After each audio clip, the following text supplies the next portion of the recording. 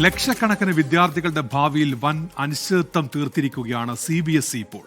12ാം class പരീക്ഷാ മൂല്യനിർണ്ണയവുമായി ബന്ധപ്പെട്ടുണ്ടായ പ്രശ്നങ്ങൾക്ക് ഇനിയും പൂർണ്ണ പരിഹാരം കാണാൻ രാജ്യത്തെ വിദ്യാഭ്യാസത്തിന്റെ അഭിമാന കേന്ദ്രമായ CBSEക്ക് കഴിഞ്ഞിട്ടില്ല.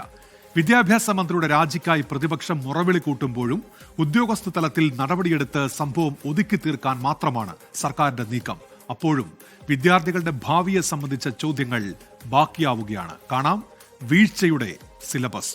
ബൽറാം നെടുങ്ങാടി തയ്യാറാക്കിയ വിദ്യാർത്ഥികളുടെ ഭാവി നിർണയിക്കുന്ന പരീക്ഷയായാണ് പൊതുവെ 12ാം ക്ലാസ് പരീക്ഷയെ കണക്കാക്കാറുള്ളത്. എന്നാൽ ഇത്തവണ CBSEയിൽ സംഭവിച്ചത് എന്താണ്? വിദ്യാർത്ഥികളുടെ ഭാവി തുലാസിലാക്കുന്ന നിരുത്തരവാദിത്വപരമായ സമീപനമാണ് CBSEയുടെ ഭാഗത്തു നിന്നും ഉണ്ടായത്. പരീക്ഷ എഴുതിയ 18 ലക്ഷത്തോളം വിദ്യാർത്ഥികളിൽ 4 ലക്ഷത്തിലേറെ പേരാണ് തങ്ങൾക്ക് മാർക്ക് കുറഞ്ഞുപോയി എന്ന ആരോപണവുമായി പുനർമൂല്യനിർണ്ണയത്തിനായി അപേക്ഷ നൽകിയത്. ആ പ്രശ്നങ്ങളാകട്ടെ ഇതുവരെയും പരിഹരിക്കാൻ കഴിഞ്ഞിട്ടുമില്ല.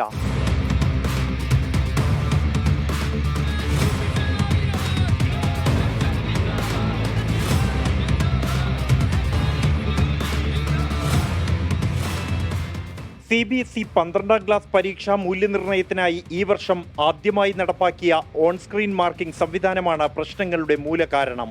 പരീക്ഷാ നടത്തിപ്പ് കൂടുതൽ കാര്യക്ഷമമാക്കാനും വേഗത്തിലാക്കാനും ലക്ഷ്യമിട്ടാണ് ഇത് കൊണ്ടുവന്നതെന്നാണ് വിശദീകരണം. എന്നാൽ പരീക്ഷാഫലം വന്നതോടെ നെട്ടോട്ടമോടുകയാണ് വിദ്യാർത്ഥികളും രക്ഷിതാക്കളും. ഉത്തരക്കടലാസുകൾ അതീവ രഹസ്യ കോഡുകൾ നൽകി സ്കാൻ ചെയ്ത് ഒരു ഡിജിറ്റൽ പോർട്ടലിലേക്ക് അപ്ലോഡ് ചെയ്യുന്നതാണ് OSM രീതി. എന്നാൽ അപ്ലോഡ് ചെയ്ത നിരവധി ഉത്തരക്കടലാസുകൾ വായിക്കാൻ പോലും കഴിയാത്ത നിലയിൽ.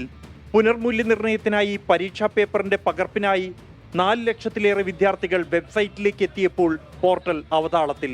പോർട്ടലിലെ പ്രശ്നങ്ങൾക്ക് കാരണം സൈബർ ആക്രമണം എന്ന വിശദീകരണവുമായി മുഖം രക്ഷിക്കാൻ ശ്രമിച്ചെങ്കിലും പുനർമൂല്യനിർണ്ണയത്തിന്റെ പോർട്ടൽ തുറക്കാൻ വൈകിയത് CBSEയെ കൂടുതൽ പ്രതിരോധത്തിലാക്കി.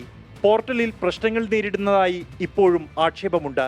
ലക്ഷക്കണക്കിന് വിദ്യാർത്ഥികളുടെ ഭാവിയെ ബാധിച്ച OSM കരാറിലെ തിരിമറികൾ തുറന്നുകാട്ടി സാർത്ഥക് സിദ്ധാന്ത് എന്ന മിടുക്കൻ വിദ്യാർത്ഥി രംഗത്ത് വന്നതോടെ അധികൃതർ പ്രതിരോധത്തിലായി.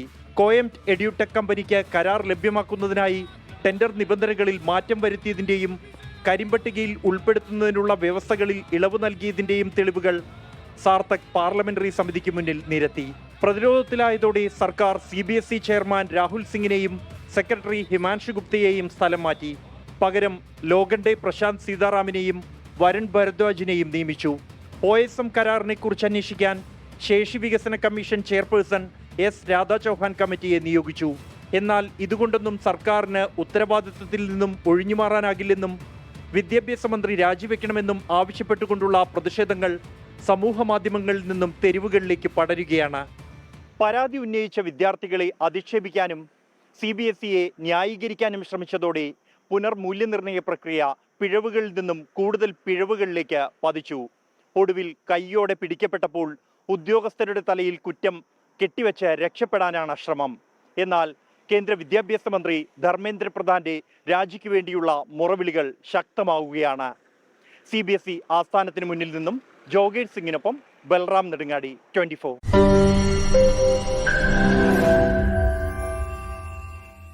ലോകത്തെവിടെയായാലും ഏത് സമയത്തും 24 വാർത്തകളും ഓഗ്മെന്റഡ് റിയാലിറ്റി പാക്കേജുകളും എക്സ്പ്ലെയിനറുകളും വിശദമായി കാണാൻ ഞങ്ങളുടെ YouTube ചാനൽ നിങ്ങൾക്ക് സബ്സ്ക്രൈബ് ചെയ്യാം.